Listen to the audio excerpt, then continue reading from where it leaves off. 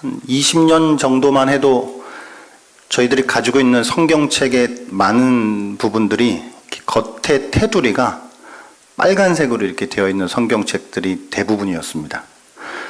여러분, 그 성경책을 만들면서 그 가장자리 테두리 부분을 왜 붉은색으로 그렇게 칠을 했을까 한번 생각해 보셨습니까? 그거는 이제 이 성경의 이 말씀의 핵심 중 십자가의 보혈로부터 시작되어서, 그리고 그것이 전 세계로 퍼져나갔고, 그 전 세계로 퍼져나간 십자가의 피복음이 그것이 또한 한국교회 역사에서도 드러나 순교의 피를 하나님의 말씀인 이 성경에 담아내고자 했던 그런 의도가 담겨 있었던 것입니다. 근데 이제 우리가 옛날 성경 아니면 요즘 최근 구입하신 성경들을 보시게 되면 붉게 물들인 성경들은 좀 잘 거의 없고요. 요즘은 대부분 오히려 금색으로 칠해져 있는 성경들이 있습니다. 금색은 뭘까요? 금색은 하나님의 변함없는 무오한 하나님의 이 말씀을 상징하는 그런 뜻에서 이 금색으로 칠했을 것입니다. 그런데 문제는 이 변함 없음의 의미, 황금을 통해서 하나님의 말씀의 변함 없음을 나타내려고 했었던 그 첫 의도가 조금씩 오히려 번영과 화려함으로 바뀌어버린 것은 아닌지 조심스레 질문을 던져봅니다. 금박으로 물들인 성경이 유행하고 있는 것처럼 고난과 희생보다는 이 땅의 번영과 성공이 그리스도인들이 추구해야 할 덕목인 것처럼 오해되고 있는 것이 오늘날 우리의 영적인 현실이 아닌지 생각해 보아야 한다는 말입니다. 제가 어느 책에서 읽은 이야기입니다. 시골에서 농사를 짓다가 서울로 올라온 어느 중년 부부가 있었다고 합니다. 부부는 도시 시중에 판매되고 있는 참기름을 먹어보고는 기가 막혔다고 합니다. 아무리 도시 사람들이지만 이것도 참기름이라고 먹고 있는 게 이해가 안 되었던 것입니다. 사실 이들 부부는 시골에서 오랫동안 참깨를 재배하던 사람들이었습니다. 그들이 보기에 도시에서 참기름이랍시고 만들어내는 것들은 대부분 참기름에 땅콩 기름을 섞거나 아니면 참깨 깻목에 다른 기름을 넣고 한 번 더 짜서 만들거나 아니면 저질의 수입산 깨를 섞어서 볶아짠 가짜 참기름 뿐이었다는 것입니다. 그래서 이 부부가 마음을 먹었습니다. 진짜 토종 참깨로 참기름을 짜서 다른 기름과 거의 같은 가격으로 판매하기로 말입니다. 이윤이 좀 적을지라도 그렇게 신용을 지켜가면서 장사를 하면 점점 손님들이 많아져서 장사가 잘 될 거라고 믿었던 것입니다. 그런데 결과가 어떻게 됐을까요? 결국 부부는 몇 달 후 가게 문을 닫고 말았습니다. 왜냐니까 그 집 참기름 맛이 이상하다고 소문이 났던 것입니다. 너무나 오랫동안 가짜 참기름을 먹고 살아온 동네 사람들이 진짜 참기름 맛을 잃어버렸던 것입니다. 오늘날 십자가의 참된 진리는 이들 부부가 도시에 사는 시장에 내놓은 참기름과 같은 대접을 받고 있는지도 모릅니다. 밑도 끝도 없는 피상적인 이 복음에 대한 이해가 우리의 신앙생활에 무능을 더해주고 있습니다. 그리고 우리는 너무나 오랫동안 왜곡된 가르침에 젖어왔기 때문에 십자가 복음이라고 하는 것이 이 시대에는 너무 고리타분한 것으로 받아들여지고 있다는 것입니다. 많은 그리스도인들의 관심은 우리를 향한 하나님의 요구가 무엇인가에 귀를 기울이기보다는 오히려 우리가 필요로 하는 것에 대하여서 기독교 신앙이 무엇을 던져줄 수 있는가에 맞추어져 있다는 것이죠. 하나님의 입맛에 우리의 입맛을 맞추려 하기보다는 오히려 내 입맛에 하나님의 입맛을 끼워 맞추려는 오류에 빠져 있다는 것입니다. 이런 유명한 문구가 있습니다. 교회가 참된 부흥 아래 놓여 있던 시기에는 언제나 선명한 복음의 선포가 있었고 그 중심에는 항상 십자가가 있었다라는 말입니다. 다시 한번 읽어드리겠습니다. 교회가 참된 부흥 아래 놓여 있던 시기에는 언제나 선명한 복음의 선포가 있었고 그 중심에는 항상 십자가가 있었다. 그러나 이 문구조차도 지금은 식상하게 여겨지고 있는 시대가 되어버렸습니다. 하지만 분명한 것은 십자가가 없는 복음은 가짜 복음입니다. 하나님의 놀라운 구원의 역사에는 언제나 그 중심에 십자가의 복음이 있었습니다. 사랑하는 여러분, 우리가 기독교 신앙을 갖는다라고 할 때 하나님에 대한 믿음, 하나님의 존재에 대한 여러 가지 경험들 있을 수 있습니다. 그런데 잘 한번 생각해 봅시다. 하나님에 대한 그 믿음, 하나님이 살아계시다라고 하는 그 어떤 믿음이죠. 그리고 내가 그 하나님의 존재에 대하여서 개인적으로 체험을 한 사람이 있을 수 있고 내가 그것에 대하여서 간증을 하는 사람이 있을 수 있습니다. 무엇에 대하여요? 세상에 대하여 아니고 우리 기독교 신앙 안에 있는 하나님의 살아계심에 대한 신앙 말입니다. 그러나 내가 아무리 하나님에 대한 개인적인 간증과 여러 경험들이 있다 할지라도 그것과 십자가 복음에 대한 개인적인 체험은 별개의 것입니다. 어떠한 의미에서는요. 금요일날 정우신 목사님 말씀을 전하는데 회사에 믿지 않는 사람들도 뭔가 신적인 그 역량이 뭔가 손길이 내 삶에 이렇게 있는 것 같다라고 하는 고백을 하더래요. 믿지도 않는 사람이. 그러니까 누구나 우리는 신적인 존재에 대한 어떤 막연한 믿음, 심지어 그것이 기독교 신앙에서 말하는 하나님에 대한 어떤 체험들과 경험들, 내가 그래서 그런 것들을 간증할 수 있을 수도 있단 말입니다. 그런데 거기가 끝이 아니라 내가 십자가에 대한 정말 하나님 앞에서 이 십자가 앞에서 내가 엎드려지고 이 십자가 앞에서 그 십자가가 나를 위한 십자가임을 철저하게 내가 그것을 만나지 못한다라고 한다면 그것은 반쪽짜리 신앙일 수 있다는 것입니다. 우리 모두 십자가 아래 서야 합니다. 2000년 전 갈보리 언덕 그 사건이 오늘 나에게 적용되어 언제나 예수의 십자가 죽음이 현재적으로 경험되는 삶을 살아야 한다는 것입니다. 예수의 십자가 지심이 다른 누구를 위함이 아니라 바로 나를 위함임을 날마다 고백하며 살아가야 합니다. 그래서 오늘부터 해서 이번 고난주간에는 예수님의 십자가 위에서 남기신 말씀들을 상고해 보고자 합니다. 예수님께서 십자가 위에서 남기신 7마디의 말씀을 나누면서 다시 한번 십자가의 복음에 사로잡히고 보혈의 능력으로 회복되는 은혜와 역사가 있기를 소망합니다. 가상치로는 십자가 위에서 남기신 7마디의 말씀입니다. 가상치론 7말씀 중 첫 번째 말씀은 기도이죠. 죽음의 자리에서 예수님께서 마지막으로 남기신 말씀이 기도였습니다.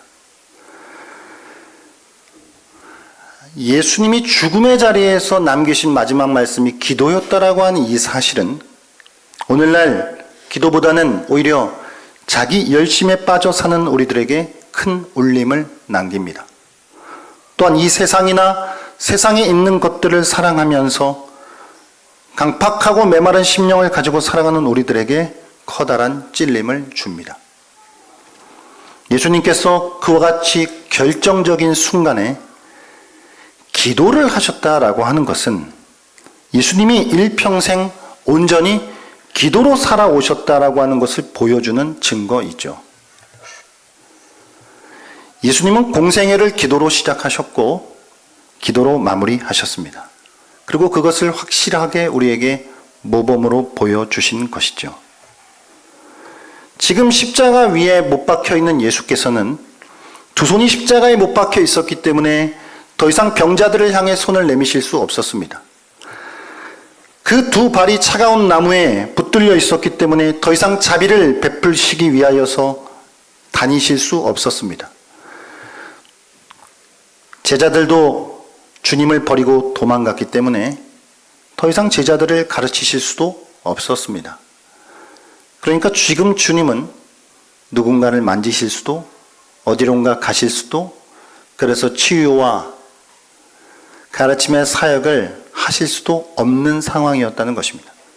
그러니까 아무것도 할 수 없다라고 여겨진 그 상황 속에 그 십자가에 붙들려진 그 속에서 이와 같은 절망적인 결정적인 상황의 때에 주님은 기도를 하셨다는 것입니다. 여러분, 사람이 임종할 때 하나님 앞에 진실로 기도하는 것은 한 번에 땅 하고 튀어나오는 게 아닙니다. 우리가 평상시에 어떠한 삶을 살았느냐라고 하는 것이 그 죽음의 결정적인 순간에 자연스럽게 흘러나오게 되는 것이죠. 주님은 평생을 기도로 사셨고 그 기도로 사신 삶의 결정이 십자가 위에서도 고스란히 나타났다라고 하는 것입니다. 우리 또한 이렇게 결정적인 때에 기도하는 사람이 되기 위해서라도 오늘이라고 불려지는 이 시간에 우리는 끊임없이 기도로 살아가야 하는 줄 믿습니다. 예수님의 이 기도는 구약 성경을 성취하는 것이기도 했습니다. 자, 이사야 53장 12절 하반절 말씀 같이 한번 읽겠습니다. 시작. 이는 그가 자기 영혼을 버려 사망에 이르게 하며 범죄자 중 하나로 헤아림을 받았느니라. 그러나 그가 많은 사람의 죄를 담당하며 범죄자를 위하여 기도하였느니라. 아멘.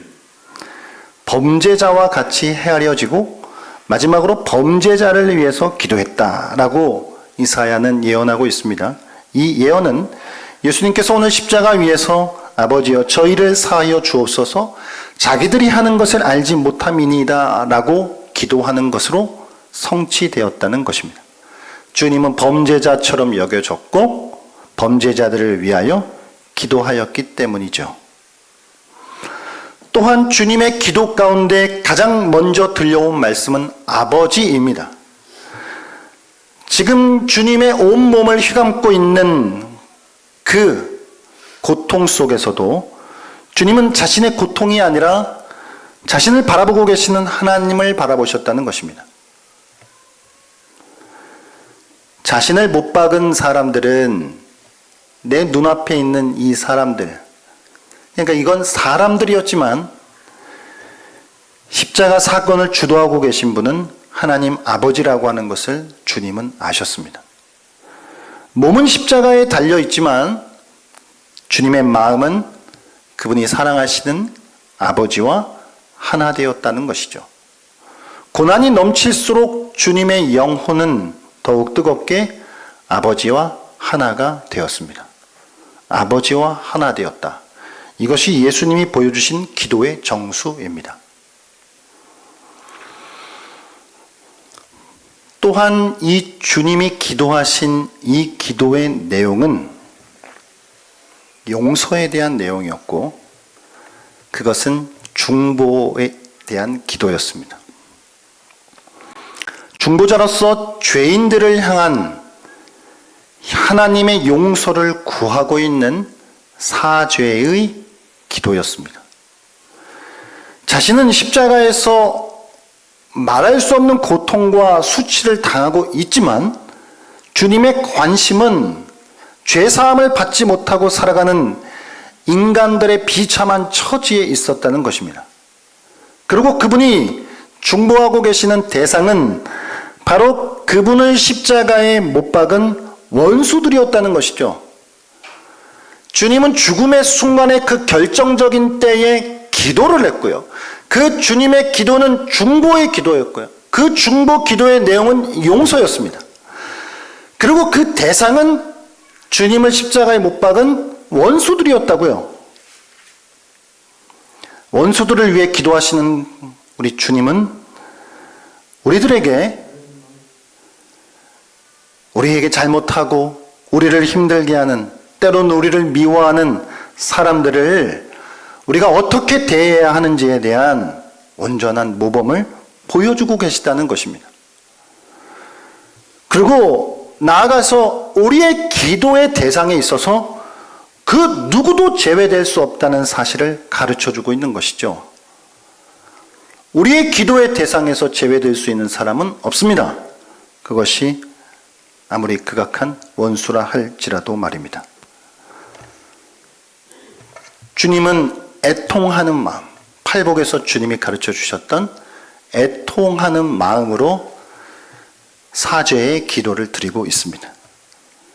하나님을 떠나 있는 이 세상의 이 영혼들, 내 눈앞에 있는 이 원수들, 이들이 죄사함을 받지 못하면 어떻게 될 것인가 라고 하는 것을 뻔히 아셨기 때문에 주님은 그 마음에 애통이 가득했던 것입니다. 십자가에서 고난을 당하시면서 살이 찢기고 물과 피가 흘려지는 그 잔인한 형벌 속에서도 주님의 마음에 가득 찼던 것은 자기 자신에 대한 아픔보다는 하나님의 진노 아래에 놓여 있는 사람들에 대한 하나님의 심판이었습니다. 자, 저들을 사하여 주옵소서. 자기들이 하는 것을 알지 못함이니이다. 자, 여러분 한번 생각을 해보겠습니다. 주님이 죄사함을 기도하고 있어요. 근데 이거 사실 좀 어색합니다. 왜냐하면 주님은 죄사함을 기도하는 분이 아니라 죄를 사해 주시는 분이죠. 사람들에 의하여서 침상에 매어 많은 인파 속에 지붕을 뚫고 내려왔던 중풍병자를 향해서 주님은 내 죄사함을 받았느니라 그랬거든요. 그러니까 주님은 죄를 사해 주시는 분이지 죄사함을 기도하시는 분이 아니라고요. 근데 좀 어색하단 말입니다. 그러나 지금 이 십자가의 자리는 죄인의 자리였기 때문입니다.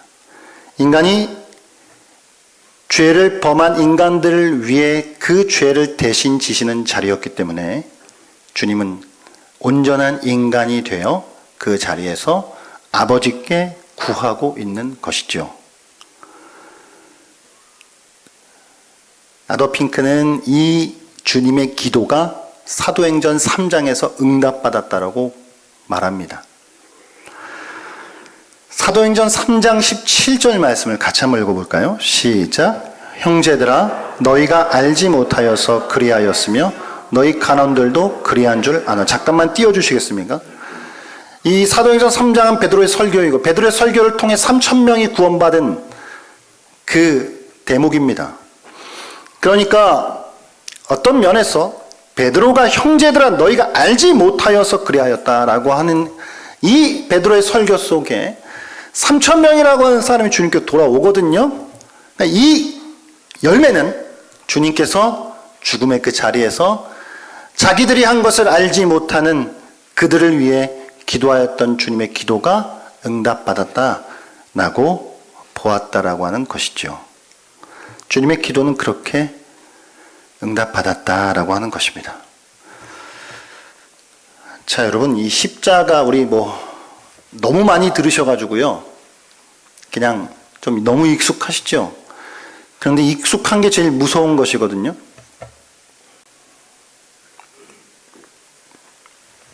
십자가에 대한 일반적인 내용은 그렇습니다. 우리가 잘 알듯 십자가는 로마 시대 당시에 가장 무서운 사형 방법이었죠. 이건 평범한 죄수들에게는 해당하지 않았습니다. 이건 극악무도한 정말 나쁜 죄인들에게 적용되어지는 사형 방법이었습니다. 그러니까 이게 얼마나 고통스러웠냐면 이건 로마인들이 자국 사람들에게는 대체적으로 이런 사형 방법을 사용하지도 않고 이방 사람들 중에 나쁜 사람들에게 이 사형 방법을 사용했을 만큼 자기 나라 사람들에게는 사용하지도 않았을 만큼 이거는 극심한 고통 가운데 죽어가는 형벌이었다는 것입니다. 십자가 이 형벌 사용 방법에는 두 가지가 따라오는데 사전 작업으로 채찍에 맞는 것입니다. 이 채찍은 여러 가죽끈으로 매달려 있고 그 가죽끈 끝에는 동물의 뼈나 여러 가지 날카로운 것들로 묶여 있어서 이 채찍에 맞으면 살점이 뜯어나가는 그 고통이 이 십자가 처형에 세트로 묶여 있는 것이죠. 또한 그렇게 온몸이 찢겨 있는 상황 가운데에 대략 120kg에서 150kg가 되는 그 십자가를 지고 형장까지 걸어가야 하는 것, 이게 십자가 형벌의 세트입니다. 거기서 또 달려서 한 번에 죽이지 않고 서서히 죽여가는 그 사형 방법이 이 십자가 처형이라고 하는 것이죠. 자, 주님은요, 이 십자가 처형을 자신이 고스란히 당하시면서 무엇을 생각했겠습니까? 자, 주님이 이 땅 가운데 오신 구원의 주님이신 줄 믿으십니까? 사랑이 많으신 주님이시죠. 사랑이 넘치는 그 예수님께서 우리를 위한 구세주로 오셨어요. 우리를 위한 구세주로 오신 그 분이지만, 사랑이 넘치는 분이시지만 죽음의 그 순간에도 저들을 사하여 주소서라고 중보 기도를 올리셨던 그분이시지만, 그분조차도 그 십자가 상에서 무엇을 놓칠 수 없었냐면 하나님의 인내에 끝이 있다라고 하는 것을 놓칠 수 없었어요. 자, 그러니까 죄인들을 향하여서 십자가 위에서 야, 하나님이 끝까지 참으실 거야, 하나님의 인내는 영원할 거야 라고 말할 수 없었다고요. 그것은 거짓말이니까요. 그것은 하나님의 거룩한 성품에 맞지 않는 일이었으니까요. 그러니까 주님은 그 자리에서 죄인들을 향하여서 하나님의 인내의 끝이 있다라고 하는 것을 알려줘야 한단 말이죠. 그래서 그 하나님의 인내가 끝날 때, 하나님의 오래 참으심이 끝날 때에 너희들이 당하게 될 고통과 대가가 무엇인지에 대하여서 그걸 자기가 고스란히 당하시면서 죄인들에게 보여주셨다는 것이죠. 그러니까 죄라고 하는 것은 거기에는 확정적인 처벌이 따르게 되어 있다. 그러니까 이것은 시간이 무한정으로 연장되어져 있는 일이 아니다. 하나님이 영원히 인내하시지 않는다. 하나님의 인내의 끝이 있다. 인내의 끝에 이런 벌을 받을 것이다 라고 하는 걸 자기가 당하시면서 그들을, 그 인내가 끝날 때 그 자기가 당하는 처벌을, 형벌을 똑같이 당할 그 사람들을 바라보시면서 주님은 기도할 수밖에 없었다라고 하는 것이죠. 그러니까 심판의 무서움이 뭔지, 그러니까 심판이 얼마나 무서운 것인지에 대하여서 주님은 그 마음을 가지고 기도할 수밖에 없었다라고 하는 사실입니다.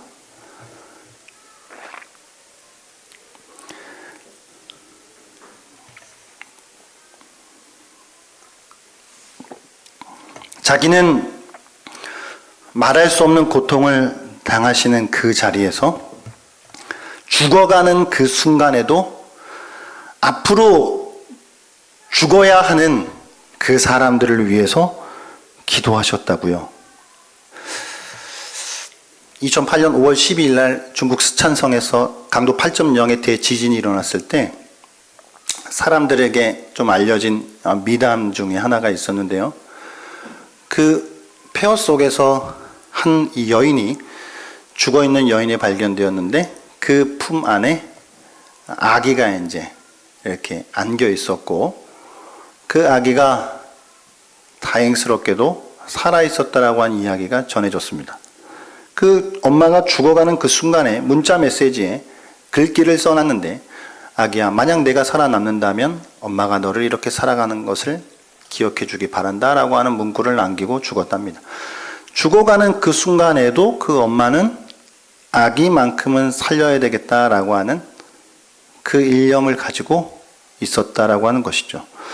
주님이 죽어가시는 그 자리에서 내가 죽어가지만 나의 죽음으로 저들을 살리셔야 되겠다라고 하는 그 마음을, 그 애통하는 마음을 가지고 지금 오늘 이렇게 가상치료의 첫 번째 말씀, 기도를 올리고 있다라고 하는 것입니다. 그런데 저들을 사하여 주옵소서라고 말씀하시면서 그 뒤에 뭘 붙이시냐면 자기들이 하는 것을 알지 못함이니이다. 여러분, 모르면 끝입니까? 군대 가면 고참들이 자주 하는 말 중에 모르면 군생활 끝나냐? 라는 말을 자주 합니다. 몰랐다고 끝이 아니죠. 분명 몰랐던 것은 맞습니다. 이 주님을 십자가에 못 박고 있는 이 인간들이 이분이 정말 다시 오실 그 다윗의 후손이신 메시아, 그리스도라고 하는 사실을 몰랐죠. 몰랐으니까 그랬죠.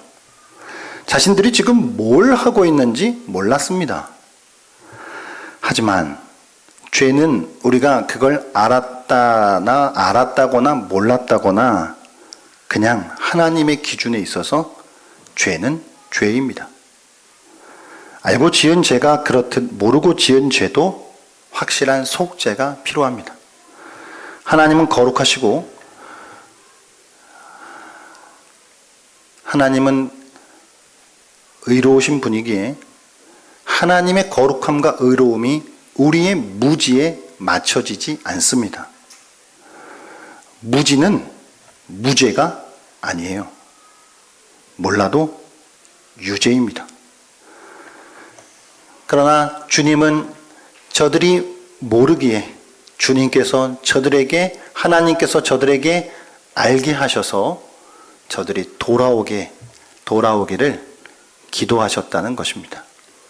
아까도 잠깐 말씀드렸지만 그 주님의 기도가 어쩌면 이 베드로의 사도들의 제자들의 사역들을 통해 많은 열매들을 맺게 되었던 것입니다.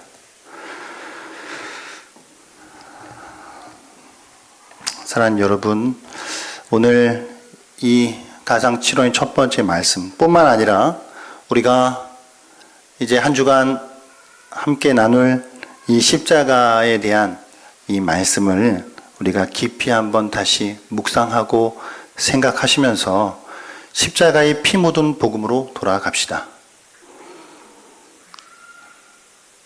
어느덧 성경책의 테두리가 상징적으로 보여주는 것과 같이 붉은색으로 칠해져 있던 그 성경책이 어느덧 금박으로 뒤덮이면서 그것이 혹시 우리의 신앙이 우리에게 세상적인 번영과 성공을 약속해 주는 듯한 오해 속에 빠져 있는 우리의 신앙을 점검하면서 세상의 화려한 번영과 성공에 쓸려가지 않고 거룩과 순결의 우리의 온 마음을 쏟아냅시다.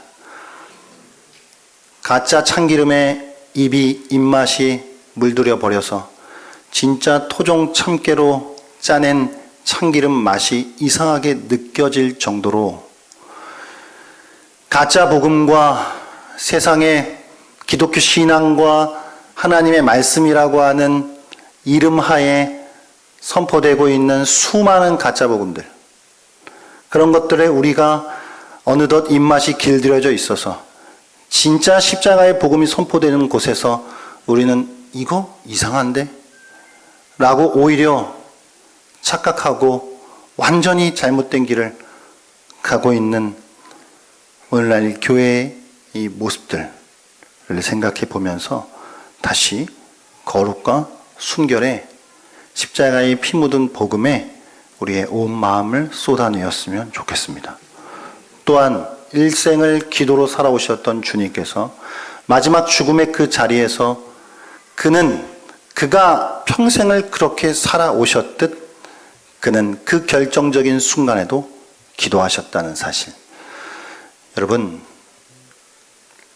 죽음의 순간이든 아니면 우리가 살아가는 일상 속에서 결정적인 순간에 우리는 무엇을 하겠습니까?